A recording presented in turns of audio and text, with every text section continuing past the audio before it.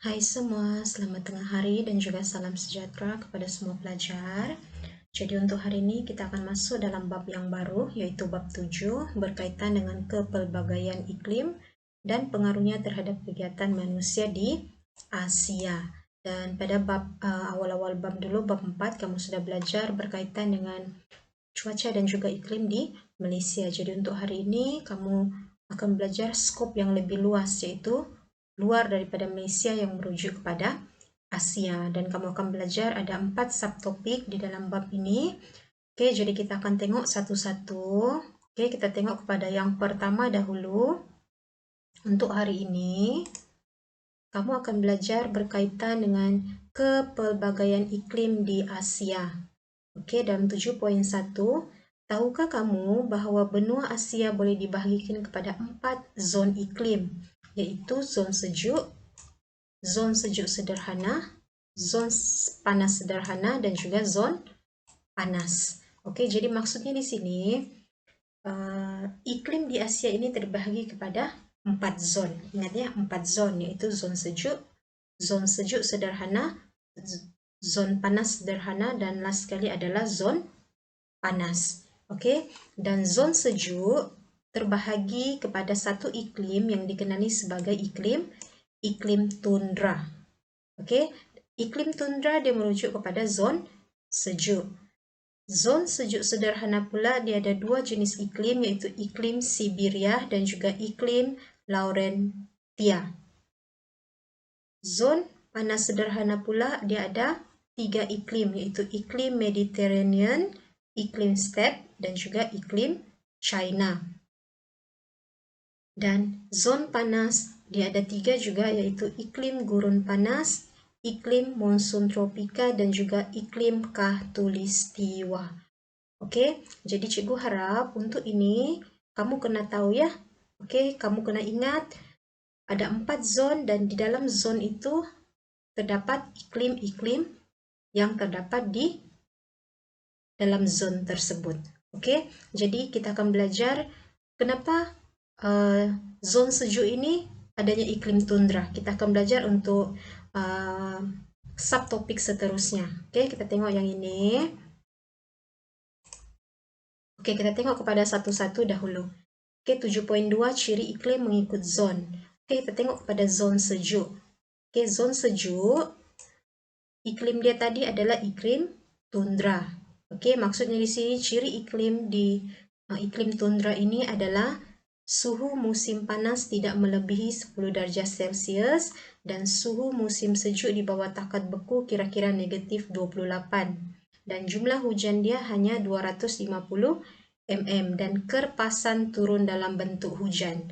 Apa itu kerpasan? Kerpasan itu adalah hujan. Jadi hujan yang turun di sana adalah dalam bentuk salji. Dan contoh negara dia adalah di bahagian utara Rusia. Jadi maksudnya di sini zon sejuk ini, iklim tundra ini dia merujuk kepada negara yang sangat sejuk. Sebab kalau kamu tengok di sini suhu dia mencapai negatif 28. Negatif 28 tu sangat sejuk. Okey, sedangkan kita apabila iklim kita mencapai 17, 20, kita sudah berasa sejuk, apalagi ini sudah mencapai negatif.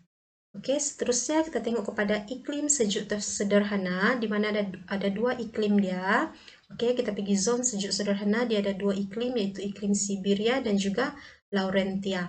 Okey, apa perbezaan kedua-dua dia? Kalau kamu tengok, sejuk sederhana di iklim Siberia, suhu musim panas dia adalah 15 darjah hingga 20, suhu musim sejuk dia negatif 17 hingga negatif 5, dan jumlah hujan tahunan kira-kira 500, dan kerpasan turun dalam bentuk salji pada musim sejuk. Dan contoh-contoh negara dia adalah di kawasan Siberia di Rusia, masih juga di kawasan Rusia. Okey, dan kalau kamu tengok, kalau kamu buat perbandingan di antara Siberia dan juga Laurentia, okey, kawasan di bahagian iklim Siberia ini, dia punya suhu adalah lebih sejuk. Okey, kenapa cikgu cakap begitu? Kalau kamu tengok di antara suhu dia pun, kalau kamu tengok suhu musim sejuk di sana, dia lagi sejuk. Oke, negatif 17 hingga negatif 5. Manakala iklim Laurentia, suhu musim sejuk dia bermula daripada negatif 6 hingga 10 derajat Celcius. Jadi di sini merujuk kepada iklim Siberia adalah lebih sejuk berbanding Laurentia. Dan contoh negara-negara yang berada di iklim Laurentia adalah seperti di China Utara, di Korea Utara, dan juga di Jepun Utara. Oke, kita tengok kepada zon yang ketiga, yaitu zon panas sederhana. Dia ada 3 iklim, iklim Mediterranean, iklim steppe, dan juga iklim China. Oke, panas sederhana ni dia beralih sudah. Oke, dia beralih kepada cuaca ataupun suhu yang lebih panas, tetapi bukan yang panas betul lah. Oke, yang sederhana panas. Oke, contoh di iklim Mediterranean, kalau kamu tengok di sini musim panas 20 hingga 24, musim sejuk dia 6 hingga 10 derajat Celcius. Contoh negara adalah di Turki, di Lebanon, dan juga di Syria. Oke, kalau di iklim steppe, suhu musim panas 21 derajat, suhu musim sejuk 10 hingga 0 derajat. Oke, contohnya di Rusia di bahagian selatan. Kalau kamu tengok tadi, Rusia bagian utara mengalami iklim tundra, zon sejuk. Di bagian selatan dia semakin panas. Oke, Mongolia ya. Tengok kepada iklim China. Kalau iklim China dia agak panas sedikit. Oke, musim panas yang sederhana panas yaitu 28 derajat Celcius dan musim sejuk yang sederhana yaitu 5 derajat Celcius. Contohnya di bahagian China, bahagian tengah dan selatan China, di Korea Selatan, di Jepun, di bahagian selatan, dan juga utara Taiwan. Oke, dan last sekali kita pergi kepada zon panas. Zon panas pun terbahagi kepada 3. Oke, maksudnya kita, negara kita Malaysia ini berada di zon panas sebab kita berada di iklim khatulistiwa. Oke, kalau kamu tengok iklim khatulistiwa panas dan lembab sepanjang tahun. Hujan tahunan melebihi 2.600. Contohnya Malaysia, Singapura, Brunei, oke, yang berhampiran dengan kita lah. Oke, manakala gurun panas, nama juga gurun panas maksudnya musim panas yang sangat panas sebab dia punya suhu mencapai sampai 38 derajat Celcius, sangat-sangat panas. Oke, contohnya di Arab, di Irak, dan juga di Oman. Oke, negara-negara Arab. Kalau kamu tengok di sini jumlah hujan tahunan dia pun adalah sangat kurang. Oke, maksudnya sangat kurang, itulah kenapa kawasan itu panas. Dan last sekali adalah iklim monsun tropika, mengalami musim kering dan musim lembab yang nyata. Oke, dan suhu tahunan adalah 24 derajat hingga 27 derajat Celcius. Dan negara-negara yang berada di iklim monsun tropika adalah seperti di India, di Laos, di Myanmar, dan juga di Thailand. Oke. Jadi berdasarkan untuk 7.2 ini, oke, berdasarkan ini zon iklim, kamu boleh nampak bahawa suhu dia daripada sejuk ke panas ini semakin meningkat. Oke, di sini dia zon sejuk, dia sangat sejuk betul. Sejuk sederhana dia ada kurang sedikit sejuk.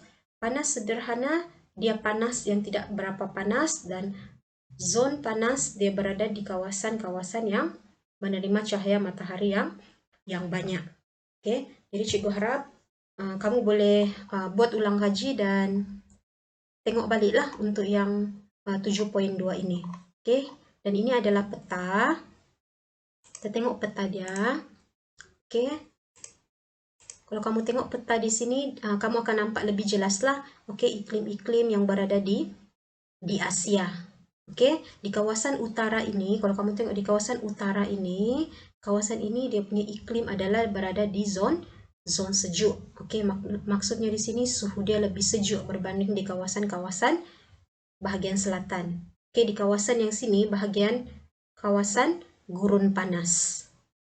Oke, dan di kawasan Asia sini kita di Malaysia ini berada di iklim khatulistiwa. Oke, jadi itu sahaja untuk hari ini dan kita akan sambung untuk subtopik seterusnya pada kelas akan datang. Oke, thank you.